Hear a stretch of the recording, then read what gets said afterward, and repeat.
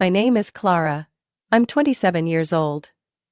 4 months ago, I was still living in a mansion of over 13,000 square feet in the suburbs of Nashville. The place I thought would be my forever home. But then my parents, Mr. Dennis and Mrs. Lorraine, along with my sister Brooke, took everything from me. Not just the house, not just the company, but the last ounce of trust I had left for my family. My grandfather, Mr. Harold Lexley, was the only one who truly saw me. He was the man who built Lexington Timber Group, the largest lumber company in Tennessee, from nothing. I was the granddaughter he taught to read financial statements at 14, the one he brought to shareholder meetings to build backbone.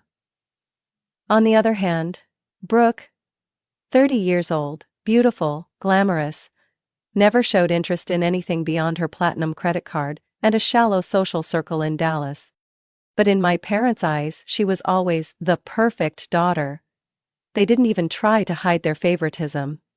Every time Brooke messed up, a broken contract, credit card debt, gambling rumors, they'd blame social pressure and pour money into cleaning up the mess. And me? I once helped the company land a deal worth $2.8 million and only got a half-hearted nod from my father. Not bad. Grandpa Harold passed away earlier this year after 6 months battling cancer. In his final days, he never left his bed. And I, as usual, was the one brewing his morning coffee, taking down every instruction, every matter he wanted to settle. "After I'm gone, you'll see who they really are," he told me one rainy afternoon, his eyes dim but his voice steady. "But you won't walk away empty-handed." I didn't think much of it until the reading of the will. The meeting was held at the office of attorney Samuel Whitaker, my grandfather's legal representative for nearly 2 decades. I arrived 10 minutes early, not wanting to see Brooke's fake face. When Mr. Whitaker began to read, the air in the room turned to stone. According to the wishes of Mr. Harold Denton, all executive shares of Lexington Timber Group and ownership of the Bell River estate will be transferred to his granddaughter, Clara Denton. I heard a wineglass clatter against the table. My mother, Lorraine, gripped the armrest, her face pale. My father said nothing, but his jaw tightened, as if he could crush the air itself. Brooke burst into tears. But it wasn't grief, it was rage! She jumped to her feet, screaming. What? He left everything to her? What did she even do? Make coffee and jot down notes a few times and suddenly she gets the whole company? My father finally spoke, his voice chillingly calm. "I think we need to reassess the legal validity of this document." I wasn't surprised. But I wasn't ready for the scale of betrayal that followed. 3 weeks later, I was thrown out of the very house my grandfather left me. They hired a separate lawyer, submitted a bundle of medical evaluations to court, claiming Grandpa Harold was no longer mentally sound when revising the will. I objected. I presented the evaluation from his personal doctor, confirming he was lucid until the end. No one listened. One Monday morning while I was having breakfast in the kitchen, Peterson, the longtime house manager, approached me and whispered, "They want you out of the house by noon, Miss Clara." I laughed. "They can't do that, this is my house." But I was wrong. At exactly 11:45 a.m., my father walked into my room without knocking. Behind him was Brooke, smiling triumphantly, and 2 strange men in gray suits. "Get up," he said, "your sister needs this room." I didn't move. And then, without warning, he grabbed my arm, yanked me out of the chair, and dragged me down the hallway with a strength I never imagined he had. Brooke stood by, unblinking. My mother opened the front door, silent. My suitcase, the only one I had time to pack, was thrown onto the stone steps. I slipped, hit my head on the edge. Blood, trickling down my forehead. My father spoke like he was wrapping up a board meeting. "You have no rights here anymore. All assets are under review. Leave before I call the police." I stood up. Blood and tears mixed. I sat curled up at the bus stop nearly a mile from the estate. My coat was soaked, my hair tangled, my hands bruised from resisting my father's shove. No one stopped. No one offered to call a cab.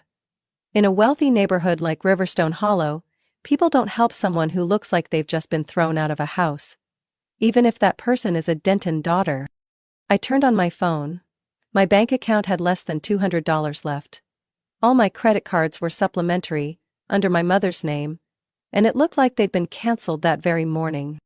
I texted the only person I trusted, Jenna, my high school friend, now a nurse at a clinic in East Nashville. I just got kicked out. I need a place to crash for a few days. I'm serious. I'm not joking.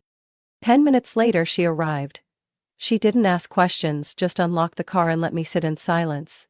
She waited until I spoke first, then gently asked, "What did they do to you?"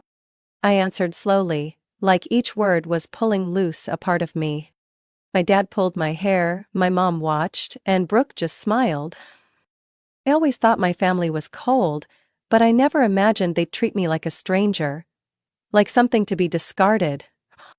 Jenna didn't ask anything else. She took me to her 2-bedroom apartment on the 3rd floor of a modest but cozy complex. I slept almost 12 hours straight, only waking once in the night to the wind whistling through the window and a familiar nightmare.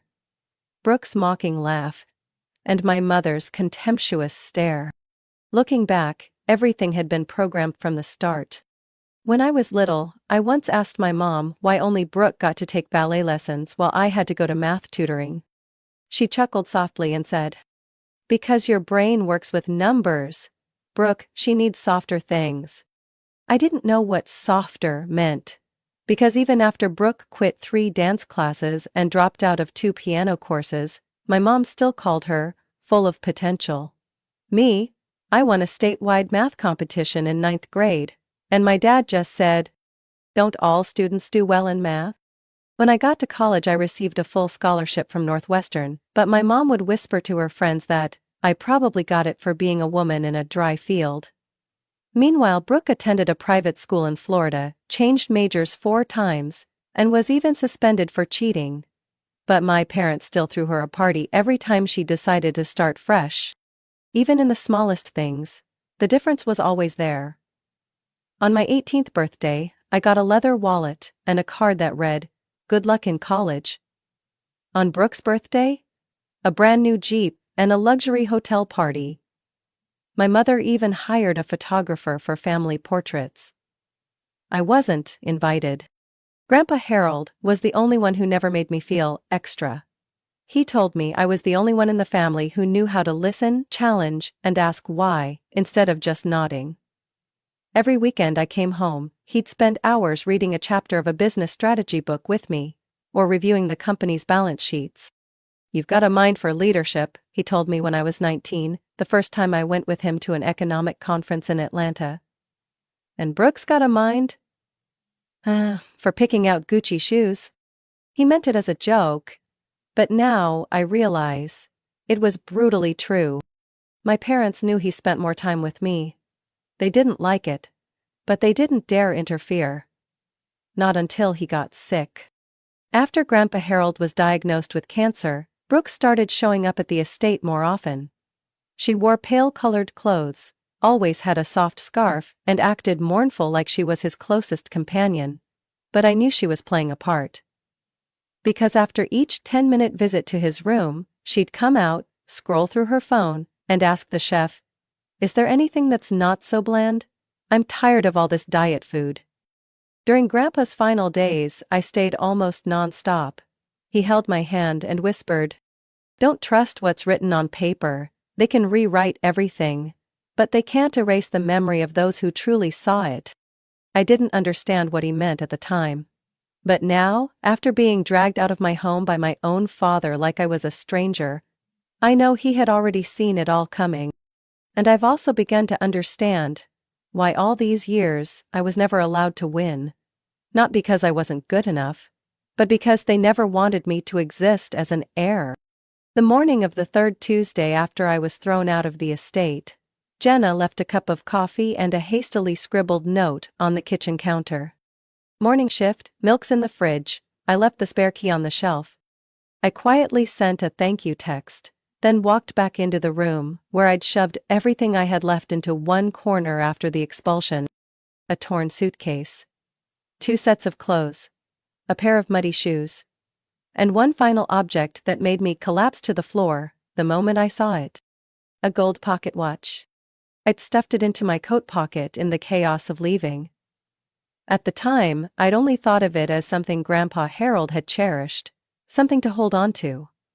But now, holding it in my hand, something felt off. The back of the watch was slightly loose, as if it had once been opened and shut carelessly. I held it closer to the light. There was a faint groove, almost invisible unless viewed from an angle. I grabbed a small sewing kit knife Jenna kept and gently traced along the seam. A soft click. The back panel slid aside, revealing a hidden compartment. My heart thudded. A small black USB drive, no bigger than a pinky tip, taped neatly inside. Alongside it, a folded slip of paper. The handwriting was unmistakable. Grandpa's. Clara, if you're reading this, the worst has happened. They betrayed you. But you won't fight alone. Find Mr. Richard, his number and address are on the back. He'll know what to do. My hands shook as I peeled the tape off the USB, laid it gently on the table, then flipped over the note. The address was in northern Franklin, about a 40-minute drive from Nashville, with a handwritten landline number, 61584233382. I didn't know what I was hoping for, but I knew one thing. If Grandpa Harold left a USB and named someone called Richard, it wasn't random. I called. 3 rings. Then an older man's voice, steady and measured. This is Richard. I swallowed hard. Are you Richard Bennett? I'm Clara Denton, Harold's granddaughter. Silence, a few seconds. Then, so, you found the watch, huh? I froze. What do you mean? Harold said you were smart and tough, but he wasn't sure if you'd have the nerve to open the back. I gripped the phone, my voice low. I didn't really have a choice, they took everything. A deep sigh. I know. Get in the car, meet me at the address, bring the USB, and tell no one. The house was a restored farmhouse in the middle of an open oak field. No name on the gate, no security cameras, just a brass bell hanging on a wooden frame. I rang. A man in his 60s, silver hair, wearing a checkered shirt and khakis, opened the door. Clara? He nodded. Come in. He led me down a long hallway, into a modest but warm living room. There, a laptop was already open, USB slot ready. I handed him the drive. He plugged it in. Several folders popped up. Medical records, recordings, will_backup, bank info, confidential. The screen brightened. Without a word, Richard clicked a video file. Grandpa Harold appeared. Thinner, nearly all gray, but with sharp eyes, and a steady voice. If someone other than Clara is watching this, know that violating my will is a criminal act. Clara is the sole rightful heir to Lexington Timber Group. My fingers clenched around the chair. My pulse raced. Richard turned to me. This drive has everything. The original will Harold signed in front of 3 neutral witnesses. A mental health assessment from his private doctor confirming he was fully competent. And hours of audio recordings Harold secretly made, including ones where your parents and Brooke discussed adjusting the documents. My mouth opened, but no words came. That's not all, he continued. There's also data on 3 offshore accounts, each with nearly $500,000. All authorized under your name. Harold called it the Survival Fund. I staggered back, stunned. Where would he go this far? Because he knew they were never going to let you win. I stared at the screen. Grandpa's image frozen in that final frame, looking straight at me. Clara, if you're watching this, then fight. And don't go soft. I took a long, trembling breath. If this was what he left behind, then I wasn't letting it go to waste. 3 days after the meeting with Mr. Richard, I returned to Nashville in silence. My hand gripped the USB stick, like it was the only weapon I had left. I couldn't go public with anything, yet. Every step had to be calculated. Mr. Richard had emphasized that. Don't strike when you're cornered, strike when they least expect it. I rented a small room near the Hermitage Industrial Zone, where no one had heard the Denton name. There, under the yellow glow of a desk lamp, I combed through every folder on the USB, peeling back the layers of masks my family had worn for years. One audio file stopped me cold. My father's voice. Cold, sharp, speaking on the phone to someone. As long as the doctor signs off that he's mentally unfit, Gregory will handle the rest. Gregory. They had even pulled the family's private lawyer into this dirty game. In another clip, Brooke giggled. If Clara ever found out about those offshore accounts, she'd probably pass out. They knew. They knew Grandpa had prepared, and they were a step ahead. I opened a new email account and sent digital copies of the documents to one person. Benjamin Stokes, a retired inheritance attorney and former law school friend of Mr. Richard. He still took on special cases. We had an appointment next week. But before going any further, I had to be sure. Was there anything else hidden in Grandpa's house? I needed to go back to Bell River Estate. That Friday evening, I drove up the long road to the Denton property. The black iron gate had a new code, new cameras. I didn't go in. I waited. And just as I'd predicted, the family's black SUV rolled out around 7 p.m. Dinner out every weekend, an old tradition, kept more for show than love. I slipped through the back fence, where Grandpa once secretly showed me when I was 15. Just in case you lose your keys and don't want to explain it to anyone. The west cellar door was just as I remembered. No one remembered it existed, tucked away in the old wine storage building Grandpa used. I stepped in. Didn't turn on the lights. Just used my phone's flashlight. And I realized I was too late. Grandpa's study had been stripped. Shelves empty, desk drawers pulled out. The safe door left wide open, fresh dust still scattered. Someone had searched for something. Recently. I was about to leave when my eyes stopped on a picture frame face down. I picked it up.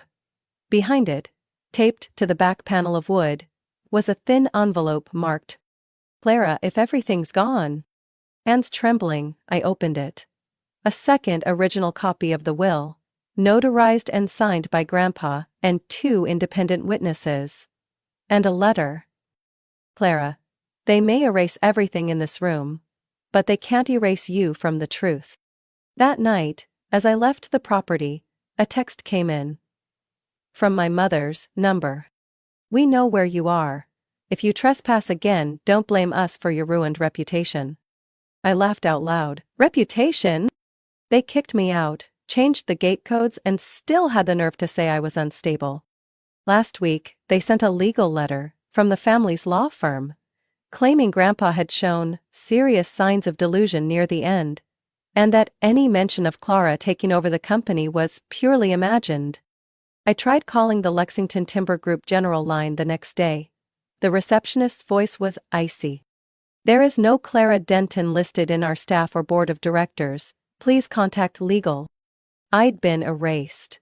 Not just from the house, but from the very system I was born into. Then came the final blow. Jenna, the woman who had taken me in, was called into her building's management office. "There's been a complaint from the landlord. They want to review the lease terms. We're sorry, but you can't have guests for over 10 days. I understood. They found out where I was. They pressured Jenna. Not with threats, but with policies. With invisible power. I packed my things, hugged Jenna tight, thanked her for standing by me this long. I didn't blame her. Because I knew. They weren't going to stop. They wanted me hopeless. They wanted me gone. The morning after leaving Jenna's apartment, I sat alone in a small cafe on the south side of the city, an old laptop on loan from Mr. Richard, open in front of me. Harold's USB was plugged into the side, its red light blinking. Inside was a labyrinth of data, layers upon layers of evidence, notes, video clips, and encrypted files. I had reviewed most of it with Mr. Richard, but this time I noticed a folder I hadn't opened before. Legacy_raw. I typed the password 3 times. My grandfather's real name, his birth year, and his favorite phrase he used to repeat to me. The wind doesn't decide where you go. You do. The screen lit up. A video started playing. Harold sat before the camera, thin but sharp, his eyes carrying that same stern look I'd seen when he once shut down a bad investment plan during a board meeting. "Clara," he began, voice slow and clear. "If you're watching this, then everything I feared has become reality." I couldn't blink. He was looking straight into the lens, as if speaking to me in the present.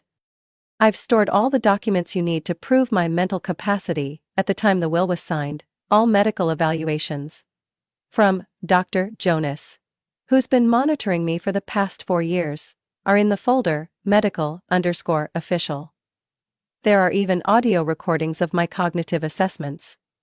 No one can deny my legal capacity, unless they commit fraud." His tone dropped. "Gregory Phillips, my former attorney, may have been bribed. I suspect he'll cooperate if Rebecca and Dennis attempt to meddle with the will. If that happens, go to Lawrence Greer, the co-founder of Lexington Timber." I looked up. Lawrence Greer? I thought he'd retired from the industry long ago. "Lawrence is the only one I trust outside of Richard," Harold continued. "And he's overseeing part of the assets I kept off the books." The screen went black for a few seconds, then switched to a shot of him holding a black envelope. Inside this envelope are login credentials for 3 bank accounts in Switzerland and the Cayman Islands. The total is $2 million. No one but you knows they exist.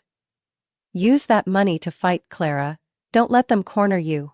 And don't fall into the trap of revenge. You don't need to destroy them. You only need to win." I froze.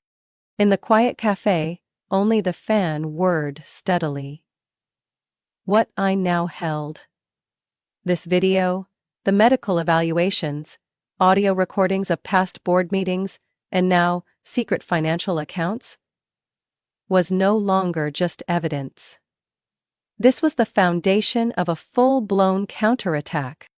I called Mr. Richard. "Richard, do you know where Mr. Lawrence Greer is right now?" I asked, still scrolling through the files. A pause. "Lawrence moved to the Charlottesville area in Virginia. He's been off the radar since selling his final shares. But I do have his number." "Clara, are you sure? Lawrence is notoriously private." "Grandpa mentioned him in the video," I said. "He'll understand." 3 hours later I had a meeting scheduled. Mr. Lawrence welcomed me into his cabin, nestled in the Blue Ridge Hills. He was nearly 70, white-haired, his features sharp like a man who'd never truly left the boardroom.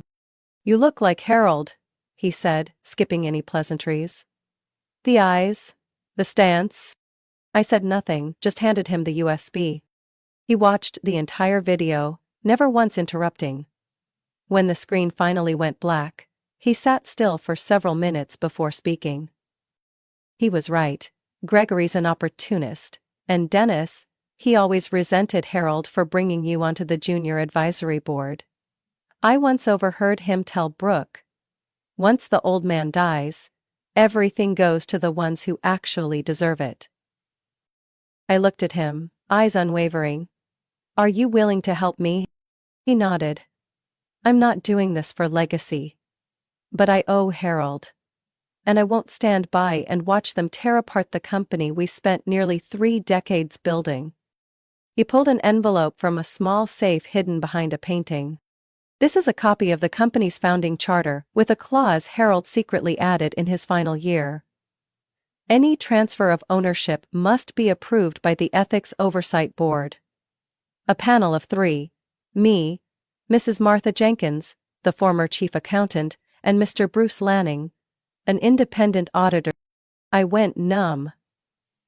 My family had no idea this existed. "Clara," he said, voice deeper now. You don't have to destroy them, just expose the truth, and with everything you have, trust me, the truth will take care of the rest. End of chapter 11. I gripped the armrest, knowing once again I was no longer the daughter, dragged out of her home in the rain.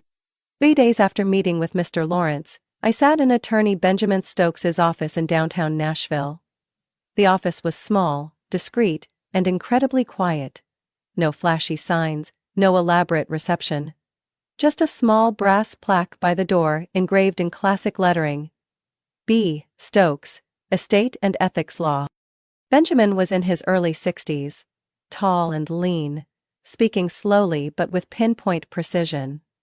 During 3 uninterrupted hours of work, he didn't take his eyes off the screen once. He read through every email between my father and Gregory Phillips, listened to each audio recording, rewatched the video Mr. Harold had recorded before he passed. At the end of the session he pushed back his chair, crossed his arms and looked at me. Miss Clara, with this amount of evidence, we're not just looking at an inheritance dispute. This could involve financial fraud, falsification of medical records, and possibly even money laundering. I nodded, my heart was racing. Would you represent me? Benjamin smiled. I've turned down offers from 7 major corporations over the past 2 years. But I owe Harold. And I've never seen someone this betrayed, still standing tall. The counterattack plan began from 2 fronts, legal and quiet media pressure. On the legal side, Benjamin drafted a civil lawsuit targeting 3 individuals: Dennis Denton, my father, Rebecca Denton, my mother, and Gregory Phillips, our former family attorney. In the filing, he outlined allegations of forgery of testamentary documents, abuse of financial authority under guardianship, illegal asset transfers during pending probate. Meanwhile, I began working with Marcus Wynn, a private investigator introduced by Mr. Lawrence. Marcus had been a federal investigator who retired early after refusing to cover up a government corruption case. When I asked why he took this case, he simply said, "I hate people who use bloodlines to mask their crimes." Marcus had a rare skill tracking money trails. And he uncovered something that made even Benjamin frown. From a Lexington Timber corporate account, $98,000 had been wired to a casino hotel in Reno, Nevada. Exactly 1 week after Brooks' credit card was hacked, as my mother had claimed to the press. Marcus tapped the screen of his laptop. This transfer is marked as expense reimbursement. Reimbursement for what? At a casino? I asked, my throat dry.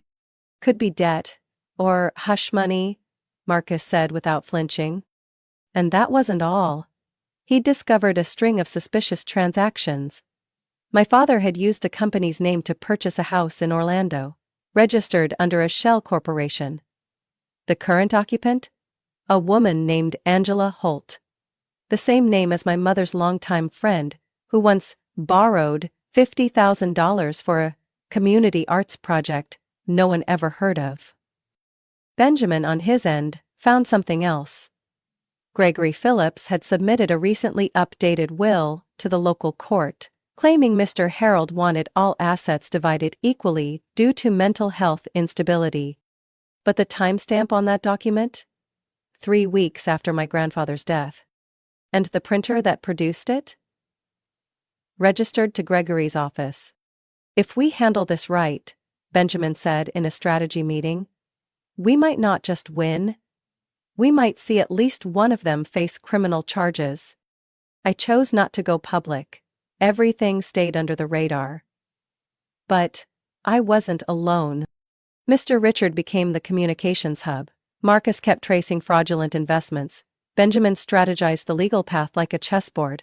And Mr. Lawrence was quietly rallying the ethics oversight board he and Harold had once built, a board with the authority to veto any Lexington Timber asset transaction upon evidence of misconduct. One rainy night, I sat alone on Mr. Richard's balcony, overlooking the swaying barley fields. I thought of the moment my father dragged me out by my hair. Brooks' triumphant smile. My mother saying I was a burden. The morning of the first hearing, the sky over Nashville was a heavy gray, almost mirroring what I felt inside, calm on the surface, churning beneath. I stepped out of Mr. Richards' car in front of the Davidson County Courthouse, wearing a charcoal suit my grandmother once left to my mother. I had it tailored to fit my shape. My hair was neatly combed and tied low, covering the small scar on my temple. The result of my father's shove last month. Across the steps, my parents and Brooke stood beside Gregory Phillips and 3 attorneys from the city's most prestigious law firm. They looked like they were headed to a gala, not a contested probate trial. My mother wore Chanel sunglasses, pretending not to see me. My father turned away the moment our eyes met. Brooke smirked, just enough for me to notice. But this time, I wasn't Clara, being dragged through the rain. I was Clara Denton, the rightful heir to Lexington Timber, and I was here to reclaim everything that had been stolen. As plaintiff, I presented 3 main allegations: will forgery, abuse of fiduciary authority, and deliberate obstruction of legal heir access to estate assets. The defendants, my parents, Brooke and Gregory, flatly denied all charges, claiming Mr. Harold was no longer mentally competent when signing the will and that he was manipulated by Clara in his final days. Judge Eva Ree Rollins, a no-nonsense woman in her 50s with a reputation for cutting through courtroom theatrics, presided over the case. From her opening remarks, she made her stance clear. We are not here to rule on emotions, we rule on evidence. And that's exactly what we had. Benjamin began with a 21-minute video Mr. Harold had recorded 1 month before his death. His image appeared on the courtroom screen, frail, yes, but eyes sharp, hands slightly trembling, voice firm. In the video he stated clearly, I, Harold Denton, in a sound and lucid state of mind, leave all operational shares of Lexington Timber and the Bell River Estate to my granddaughter, Clara Denton. I have a specific reason: her capability, her integrity, and her commitment to this legacy.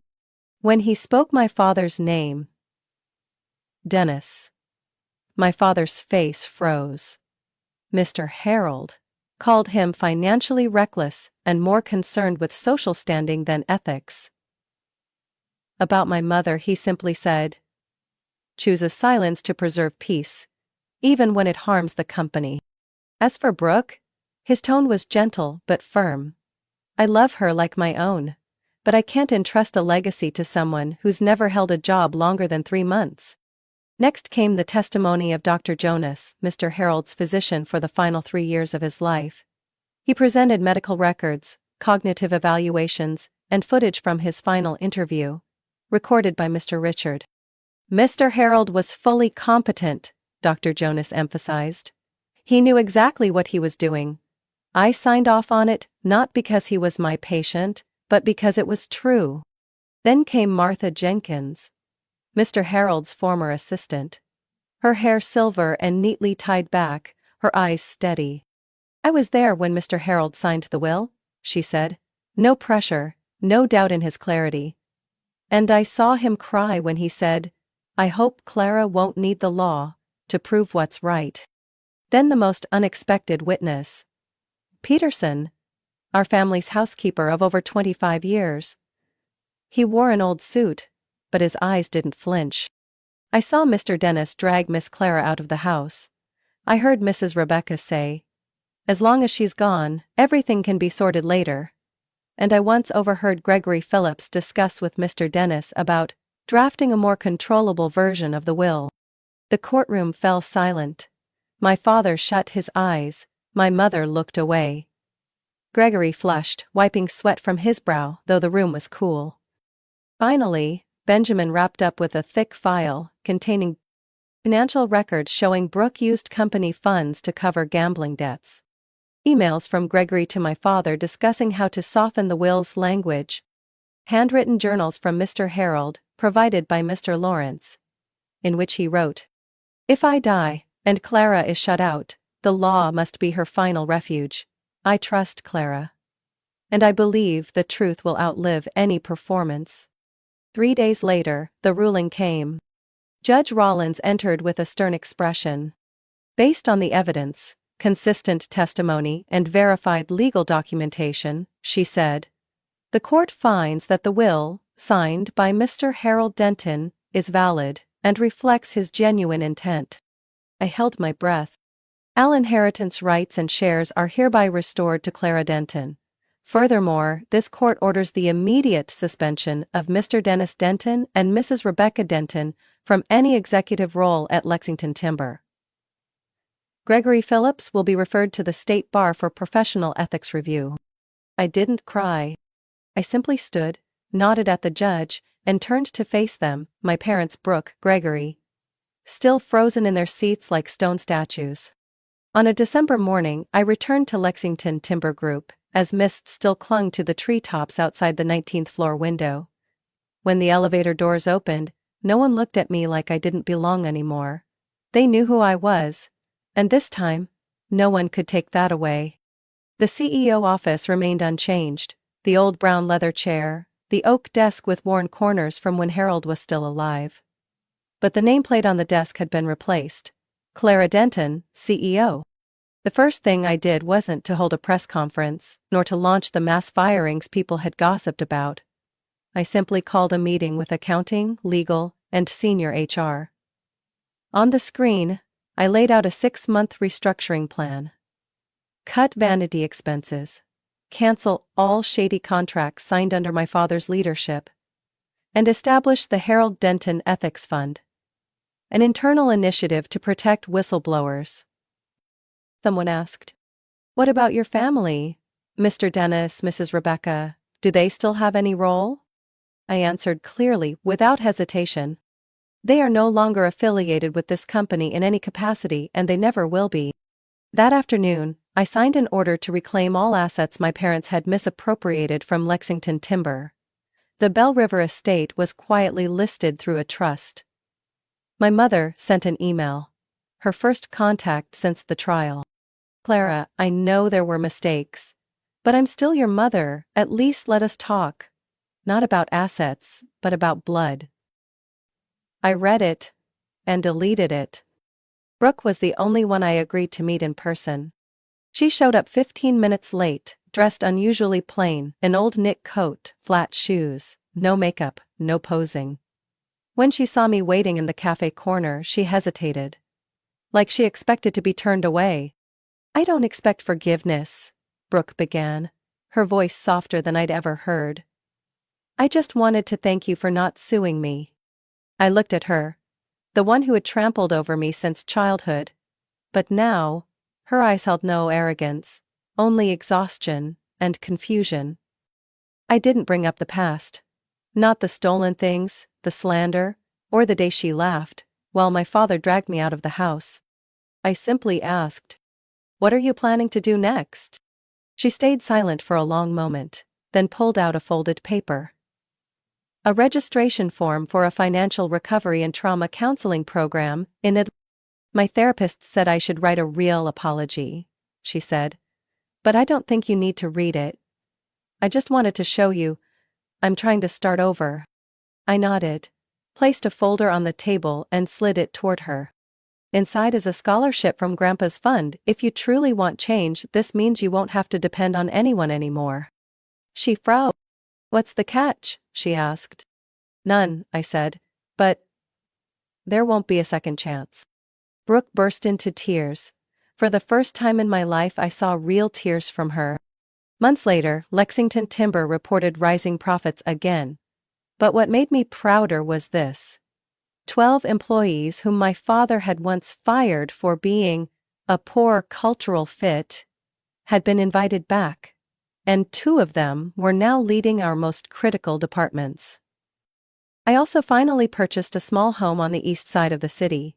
A 2-story wooden house with a backyard full of lavender, just like Grandpa once dreamed for me. On the first anniversary of his passing, I visited his grave again. I placed a small wooden box in front of his headstone. Inside was the pocket watch he left me. I whispered, "You kept the time, I kept the promise." Later I received letters from my father, through their attorney, wanting to discuss reconciliation. They cited everything: age, health, family honor. I never replied. Forgiveness isn't a ticket back. It's just how I let go of hate so I could move forward. And to me, justice isn't about bringing the wicked down. It's about preserving what's worth keeping. Grandpa once taught me, strong isn't who gets revenge, strong is who doesn't let pain turn them into what hurt them. Now I understand. I don't need to prove anything anymore. I just need to live true to myself and let silence speak for me. Clara's story is clear proof that real family isn't built on blood, but on integrity and resilience. In real life, some people called relatives will trample you for greed. Speaking up, protecting yourself, and setting boundaries isn't betrayal. It's the first step toward healing. Sometimes, the greatest strength doesn't lie in revenge, but in standing firm, keeping your dignity through betrayal, and starting over on your own terms. What do you think about Clara's choices and her journey? Share your thoughts in the comments, and don't forget to follow the channel for more heartfelt, real-life stories about family and the lessons they leave behind.